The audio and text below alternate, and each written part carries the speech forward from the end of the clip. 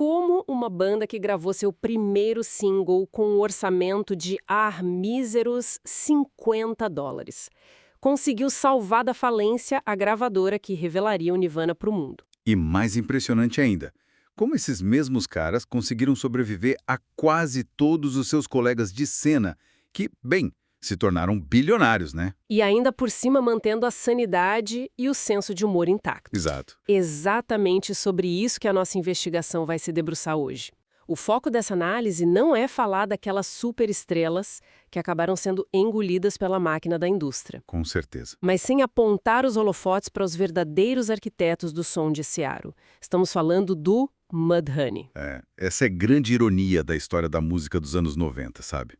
Porque a história costuma focar muito no cume da montanha, naquelas bandas que lotaram estádios colossais e venderam dezenas de milhões de discos. Os gigantes da MTV e tudo mais. Isso. Mas o grupo que realmente serviu de alicerce para tudo aquilo operava sobre regras completamente diferentes. E nós temos uma pilha de fontes excelentes para guiar essa conversa. Muitas fontes mesmo. A gente consultou biografias detalhadas, tem uma história oral fantástica que foi compilada pela revista Magnet, o livro do Keith Cameron sobre a banda, além de dezenas de entrevistas de arquivo. E não podemos esquecer dos registros internos da própria gravadora Sub Pop. O que emerge desse material todo é tipo o retrato de um grupo que moldou ativamente a cultura de Seattle. Eles ditaram a estética de uma geração inteira. E, literalmente, impediram que a Sub Pop fechasse as portas, o que é insano.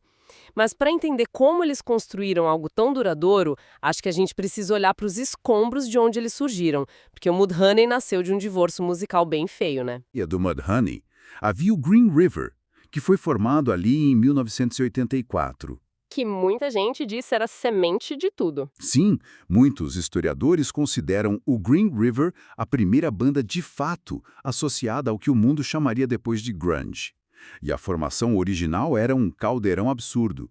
Tinha o Mark Arm nos vocais, o Steve Turner na guitarra, o Jeff Ament no baixo e o Stone Gossard na outra guitarra. Peraí, Ament e Gossard, os mesmos que formariam por Jam anos depois e venderiam estádios inteiros, eles tocavam na mesma garagem que o Mark Arm. Eles mesmos. O mundo dá voltas. Mas logo ficou claro que o Green River era uma panela de pressão prestes a explodir. Era pura incompatibilidade de visão, sabe? Conflito de interesses básico de banda. Exato. De um lado, você tinha o Mark Arm e o Steve Turner. Eles queriam manter aquela atitude independente, suja e irônica do punk rock. Eles não estavam nem aí para o sucesso tradicional ou para tocar em grandes arenas. Queriam só fazer barulho. Isso. Do outro lado, o Jeff Ament e o Stone Gossard eram o extremo oposto.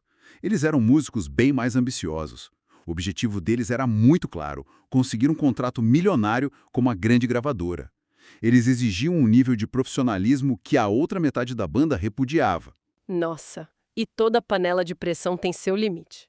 Pelo que eu vi nas fontes, o estopim dessa crise acontece no fim de 1987, certo? Foi um desastre anunciado, cara. O Green River conseguiu a grande chance de abrir um show para a banda Jane's Addiction, em Los Angeles. Uma oportunidade de ouro para quem queria ser famoso. Sim, para a ala ambiciosa da banda, aquela era a vitrine perfeita para a indústria musical. O problema é que, na noite anterior, lá em São Francisco, o Mark Arm forçou tanto a garganta que perdeu completamente a voz. Vixe! Pois é, ele só conseguia soltar uns sussurros bizarros no palco. E para piorar o clima, o Jeff Ament, que estava focado em impressionar os executivos, simplesmente encheu a lista de convidados VIP do show com olheiros de gravadoras. Aqueles caras de A&R, né? Isso, os olheiros. E fazendo isso, ele acabou deixando os próprios amigos da banda de fora da lista. Nossa, imagina o clima no camarim depois disso. Lendo sobre isso, me lembra muito aquelas empresas familiares onde uma metade dos sócios quer colocar gravata, abrir capital na bolsa de valores e a outra metade quer continuar operando na garagem suja de graxa porque acha que a alma do negócio está ali. É uma ótima analogia. Não tem como conciliar essas duas visões. Nenhuma chance. O resultado foi um divórcio que, sem querer, gerou dois impérios completamente diferentes. No Halloween de 1987, Arm e Turner foram convidados a se retirar do grupo. O que acabou sendo curiosamente, a melhor coisa que poderia ter acontecido para eles. Porque exatamente no dia de Ano Novo, 1º de janeiro de 1988, o Mark Arm e o Steve Turner decidem recomeçar. E aí eles chamam o baterista Dan Peters e o baixista Matt Lukin. Olha, a gente tem que fazer uma pausa rápida para a história do Matt Lukin, porque a forma como ele ficou disponível no mercado de músicos de Seattle é hilária e, sinceramente, meio surreal. É um reflexo perfeito do caos que era a cena local naquela época. O Lukin tocava no Melvins, que já era uma banda muito influente. E aí os outros integrantes do Melvins decidiram se mudar para São Francisco, mas eles simplesmente não queriam levar o Lukin junto. Mas ao invés de sentar e demitir o cara como adultos normais fariam, o que eles aprontaram? Eles disseram para ele que a banda iria acabar. Mentiram na cara dura. Cara dura. Semanas depois, eles se mudam para Califórnia e continuam a tocar, só que sem ele. Foi tipo uma demissão por mudança de estado. É quase um golpe. Mas graças a isso ele estava livre e aceitou o convite do Mudhoney na hora. Ah, e o nome da banda também tem uma origem ótima. Veio de uma sessão dupla de cinema cult. Eles viram o pôster do filme Faster Pussycat Kill Kill, do Russ Meyer, que estava passando junto com um filme super obscuro chamado Mudhoney. O nome grudou imediatamente.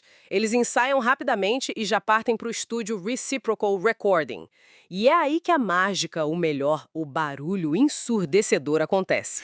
E com um orçamento que faria rir qualquer produtor moderno. Eles gravam o single Touch Me I'm Sick com impressionantes $50. Sim, $50. Foi tudo que a recém-criada gravadora Sub Pop conseguiu adiantar para pagar as horas de estúdio com o produtor Jack Endino. $50 hoje mal paga um par de baquetas de qualidade.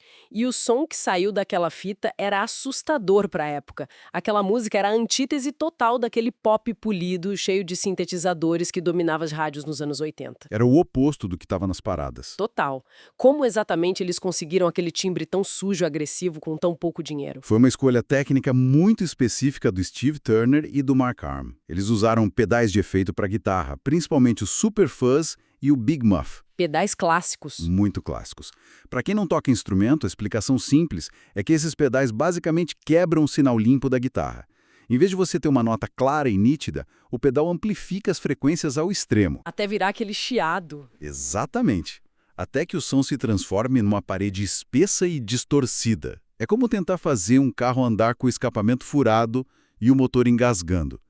Junte a isso os vocais esgoelados do Mark Arm e você tem um manual de instruções sonoro que o mundo inteiro logo passaria a chamar de grunge. E a Sub Pop, que lançou essa bomba no mercado, não estava em uma situação muito melhor que a banda.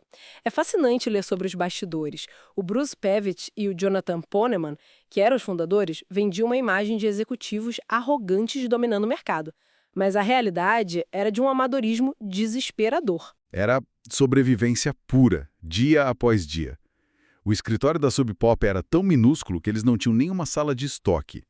As caixas de discos de vinil ficavam empilhadas literalmente dentro do banheiro do escritório. Imagina ir no banheiro da empresa e tropeçar numa caixa de discos. Pois é, o fluxo de caixa era quase inexistente. O Bruce Pavitt admite de forma muito transparente nas entrevistas e nos livros que a Sub Pop teria falido se não fosse o Mudhoney. As vendas daquele primeiro single e dos EPs subsequentes eram o que pagava a conta de luz da gravadora no fim do mês. E isso me levanta uma questão que me deixou muito curiosa lendo o material. A Sub Pop e o Mudhoney começaram a vender aquela famosa camiseta preta com a palavra loser, ou seja, perdedor estampada no peito em letras gigantes. Um clássico. Sim, um ícone da época. Mas quando a gente olha para isso, sabendo que a gravadora estava lutando para não falir e fechar as portas, essa atitude anticomercial, esse abraço ao próprio fracasso, era um sentimento genuíno de jovens se sentindo deslocados ou era apenas uma tática de marketing muito bem sacada? Olha, a genialidade da coisa é que eram as duas coisas ao mesmo tempo. Primeiro, sim, havia um humor autodepreciativo muito autêntico ali. Eles sabiam perfeitamente que não eram aqueles astros do hard rock de Los Angeles, todos maquiados e cheios de laque no cabelo. Não tinha o menor perfil para aquilo. Nenhum. Mas também era uma resposta política fortíssima.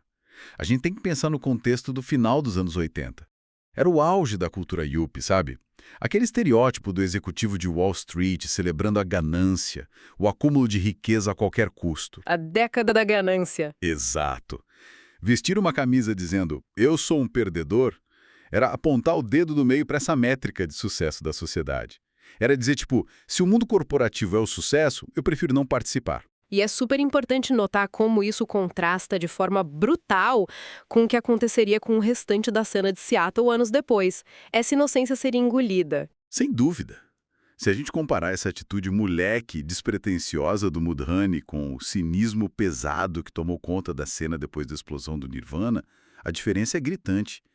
Tem uma entrevista muito reveladora de 1992, onde o Kurt Cobain aparece já visivelmente adoecido pelas pressões da fama colossal.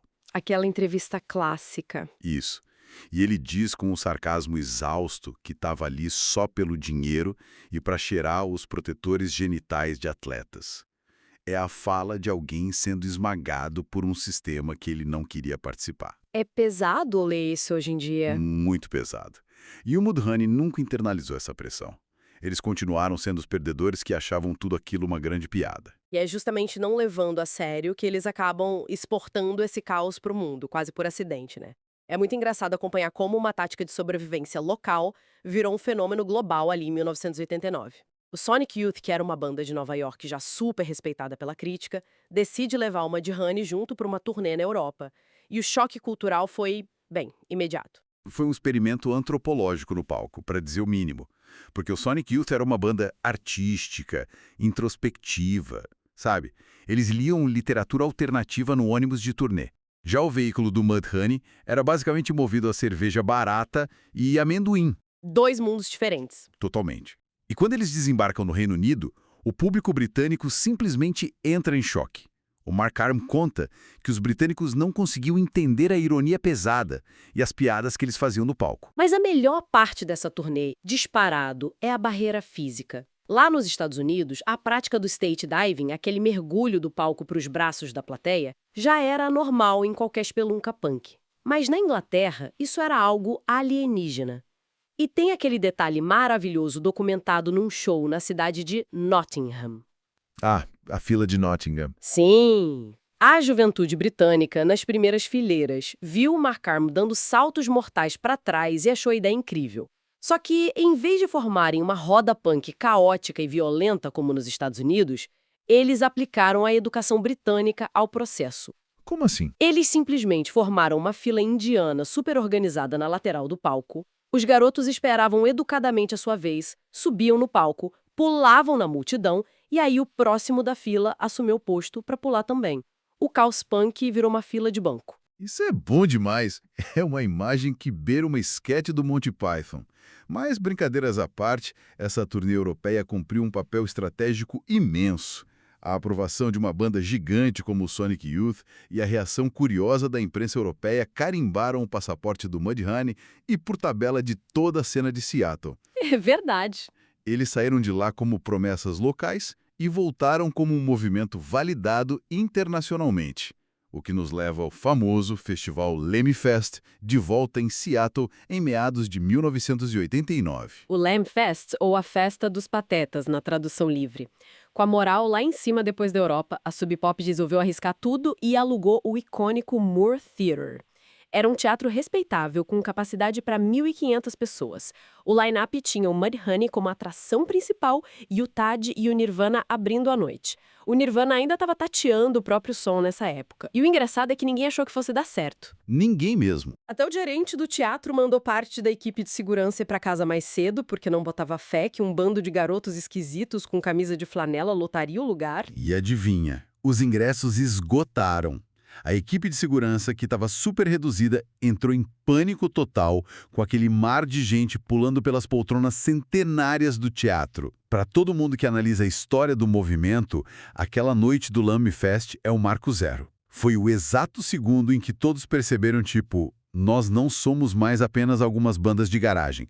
Nós acabamos de nos tornar um fenômeno imenso. Mas é aí que a gente precisa olhar para as consequências de ter acionado esse botão, porque os anos 90 chegaram logo depois e trouxeram a máquina de moer carne da MTV e das multinacionais. Nós sabemos muito bem o que aconteceu. Sim, a história é trágica em muitos pontos. Gigantes daquela cena, bandas que dividiam o mesmo palco minúsculo com o Mudhoney, tornaram-se superestrelas e, em muitos casos, terminaram em tragédias pessoais horríveis.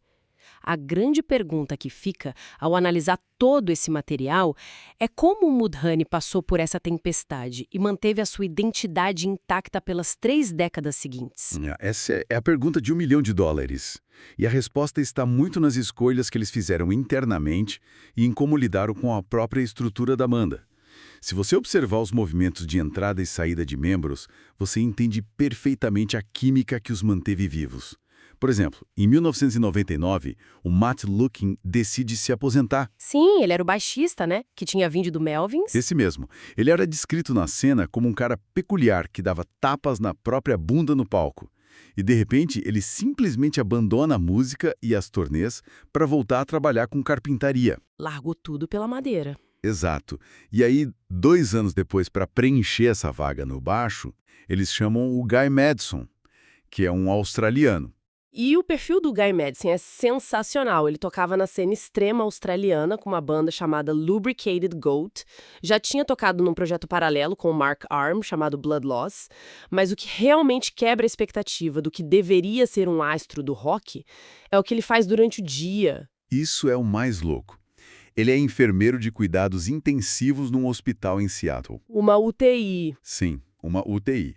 O cara passa a semana inteira salvando vidas no meio de emergências médicas reais e nas folgas ou nas férias do hospital, ele pega o baixo e sai em turnê pelo mundo fazendo barulho com os velhos amigos. É um contraste muito forte.